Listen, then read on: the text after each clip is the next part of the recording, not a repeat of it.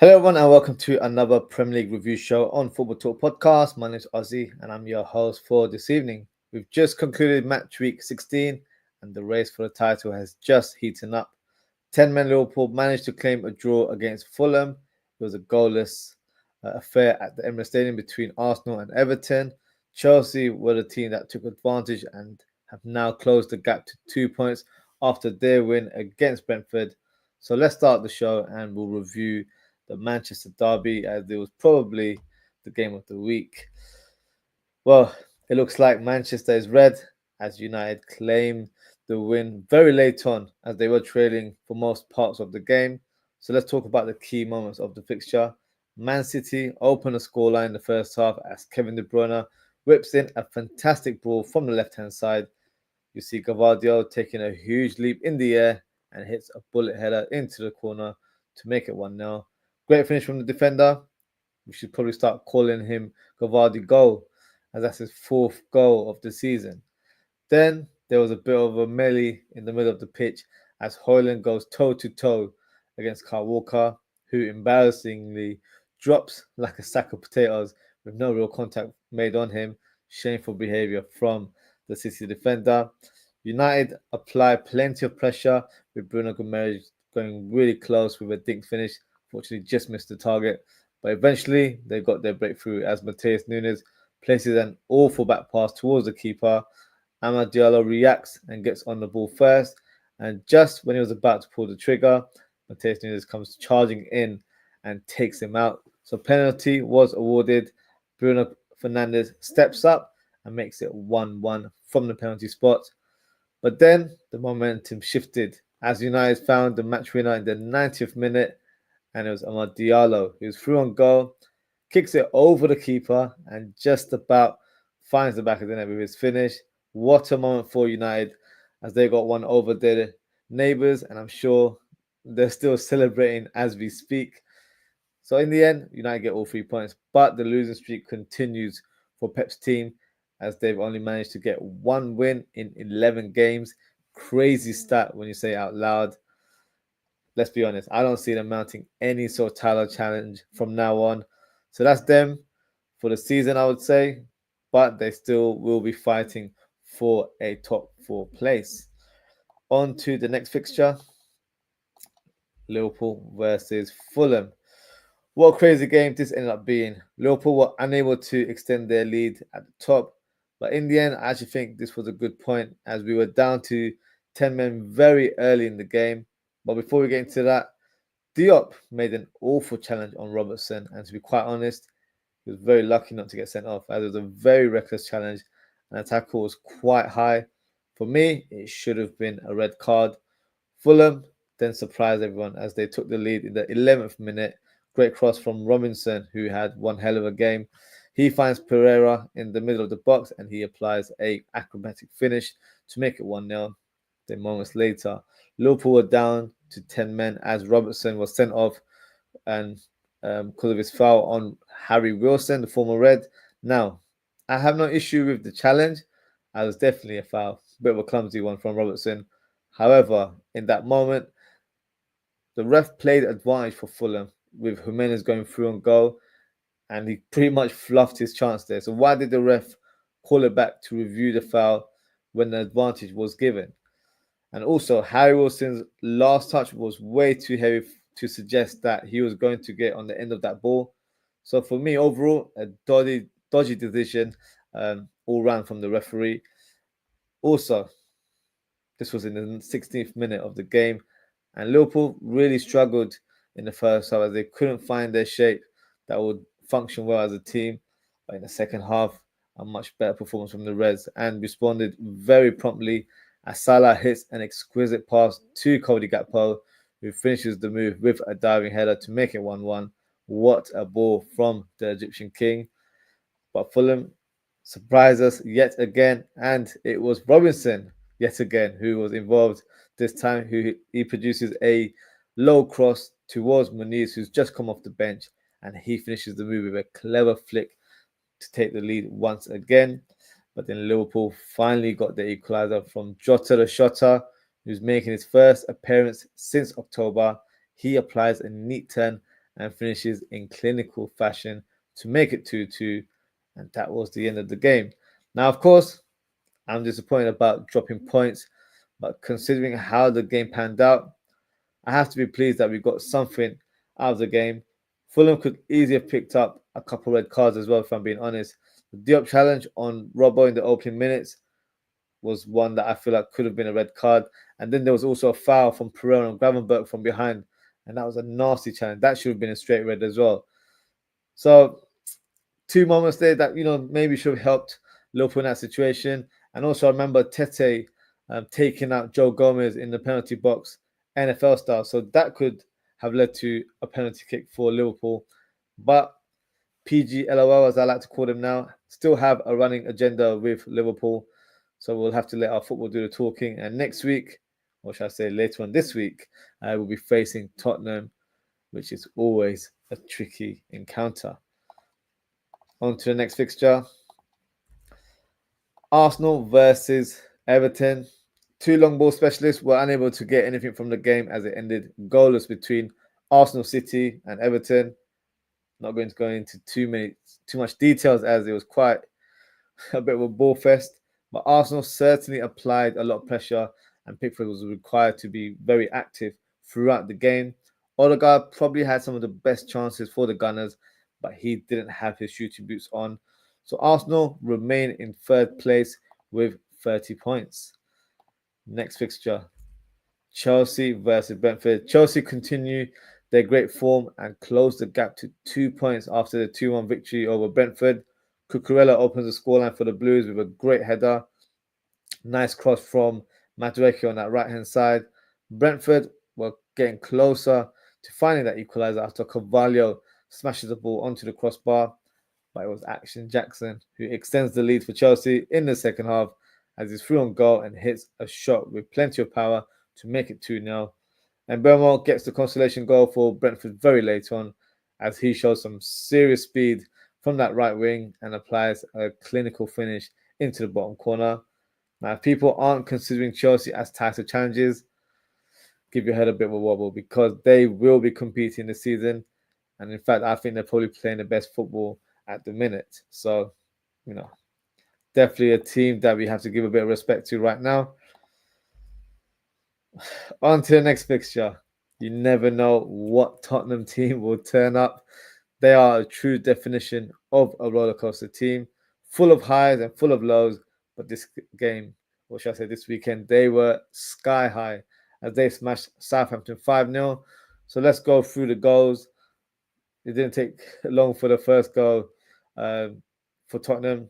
37 seconds, in fact, as Madison goes through on goal and applies a calm finish into the corner to make it 1-0. Heung-min Son makes it 2-0 with a left-footed finish in the near post. Kulusevski makes it 3-0, scoring from close range. Ismaila Papasa scores the fourth goal. Great dribbling in the box, getting past two players. A nice composed finish with his left foot. Madison scores his second to make it 5-0 as he smashes the ball from close range into the top corner. And that was all she wrote. What a win for Spurs, who have now moved up to 10th in the league. Southampton fans were walking out after the third goal. And unfortunately, so was the manager, Russell Martin, who got sacked yesterday after a poor start to their season. Now, on to the other fixtures in Matchweek 16. You have Newcastle versus Leicester City. Absolutely, Newcastle absolutely demolished Leicester City 4-0 at St James's Park. Jacob Murphy opens the scoreline with a powerful place finish in the bottom corner. Bruno Guimaraes makes it 2-0 with a close range header. Isak replicates a similar finish to make it 3-0. And Jacob Murphy scores his second goal with yet again a powerful finish into the bottom corner. He certainly had his shooting boots on during this game. Next fixture, Forest versus Aston Villa. Forest showed their mettle as they produced a comeback to take all 3 points against Villa. Duran opens the scoreline with a great glancing header. Milinkovic scores 2 goals out of 2 games to grab the equaliser for Forest. Anthony Elanga gets the match winner for Forest. Great cross from Elliot Anderson to find Elanga, who smashes it from close range to make it 2-1. What a win for Forest, who have now moved up to 4th place. What an unbelievable season they're currently having right now. Next fixture, Wolves versus Ipswich. Ipswich managed to claim a very important away win against Wolves at the Molineux. It started with Chaplin hitting a lethal shot on goal, but somehow ricocheted off Doherty for an own goal. Wolves then equalised with a fantastic strike from Cunha, left footed finish from a very tight angle. But Ipswich got the final say as they grabbed the winner in the 94th minute as Jack Taylor leaps in the air and applies a header to make it 2-1. Jubilation for the Ipswich fans, but for Wolves, that defeat really got to the players. As you can see, Cunha and Aït-Nouri after the game involved in separate incidents. I believe Cunha grabbed someone's glasses. I'm not sure who the person was, and they had to be held back by several staff members and several players. Their heads were gone, and unfortunately, so was the manager, Gary O'Neill, who got the sack yesterday. Next fixture, Brighton versus Crystal Palace. Palace have the bragging rights against their rivals as they were victorious with a 3-1 win. Chalobah scores the opening goal from a set piece. Ismaila Sarr makes it 2-0 with a close range header. Sarr then makes it 3-0 with a great clinical finish 1-on-1. And Brighton get a late consolation goal through a Gehi on goal. That was an unfortunate moment for the Crystal Palace defender there. The next fixture, which was the last game of Matchweek 16, and that was Bournemouth versus West Ham. The score ended up being 1-1, with both teams sharing a point each. West Ham, in fact, opened the scoreline with a penalty due to a handball from Tyler Adams. Paqueta steps up and effortlessly hits the back of the net to make it 1-0. But then the Bournemouth equaliser, what a free kick from Unal. Coded right in the corner in the 90th minute. A good point in the end for the Cherries. So that is my match week 16 review. What I'll do now is I will announce our FPL Manager of the week, and that goes to Jackson Abel-Obey, and his team is called Bridgetown, and he managed to attain 75 points. So well done to you, Jackson.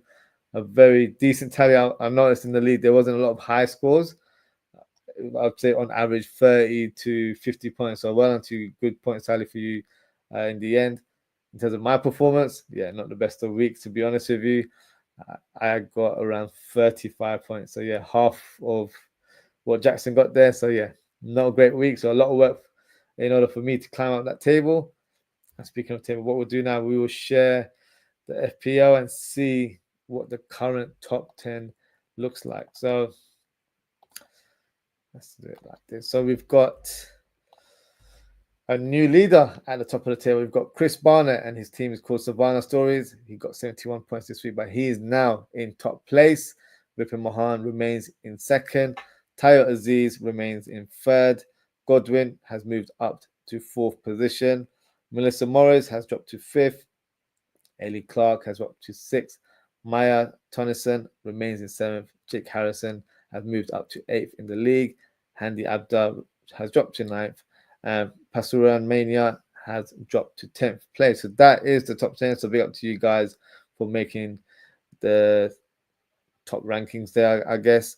So what we'll do now is we will present the fixtures of match week 17, and I'll give you my predictions going forward. So let's start with the first game, Aston Villa versus Man City. So two teams that aren't in the best of form. Well, certainly not Man City. One win in 11 games.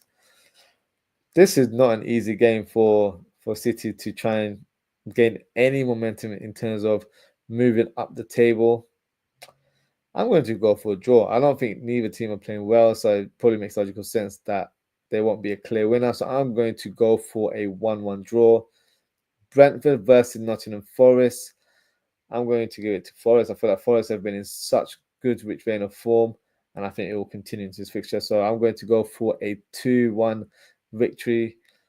Ipswich Town versus Newcastle. Is there going to be a surprise win for the home team? I'm not so sure. I think this will be a win for Newcastle, and I'm going to go for a 2-0 victory. West Ham versus Brighton. So obviously, West Ham managed to gain a point today. Brighton lost to their rivals, Crystal Palace, so they would want to get back to winning ways. I think this will end with a surprise win for West Ham. I'm not sure why, but I just got that inkling. So I'm going to go for a 2-1 victory for the Hammers. Crystal Palace versus Arsenal at Selhurst Park. Interesting fixture. I think Arsenal may just get the points in the end. I don't think it'll be a high scoring game. I'm going to go for a 1-0 victory for Arsenal. I don't think they'll score a lot of goals. And you guessed it, it's probably going to come from a set piece. So do not be surprised if that happens. On Sunday, Everton versus Chelsea. Chelsea are in such good retraining form. I just don't feel like even Everton's low block will deter them from scoring. So I'm going to go for a Chelsea win. And I think they will win 2-0. That'll be the final result there.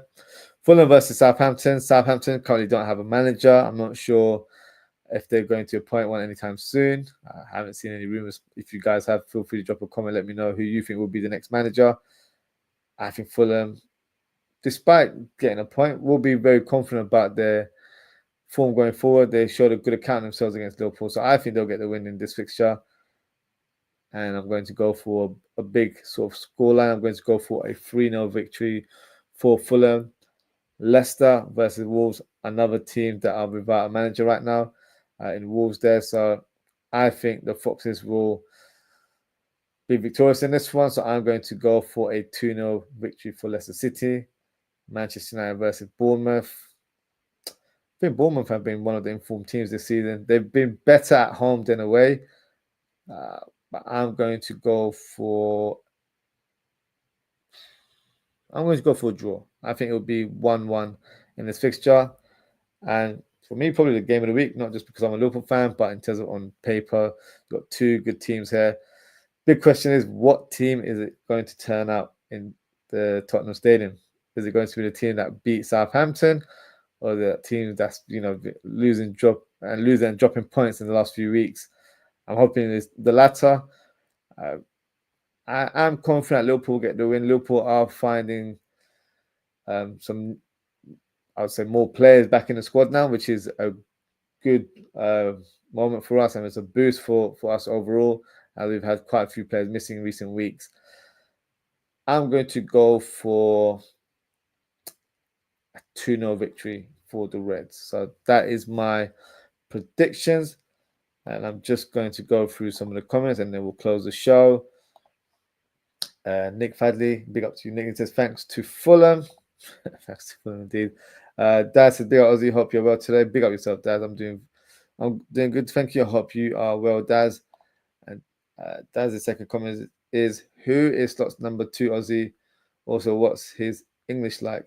I actually have no idea who's number 2 is. He never gets mentioned, so he's never been in front of the media. So I have no idea. So it's something I might have to look into myself. So yeah, no idea, Daz.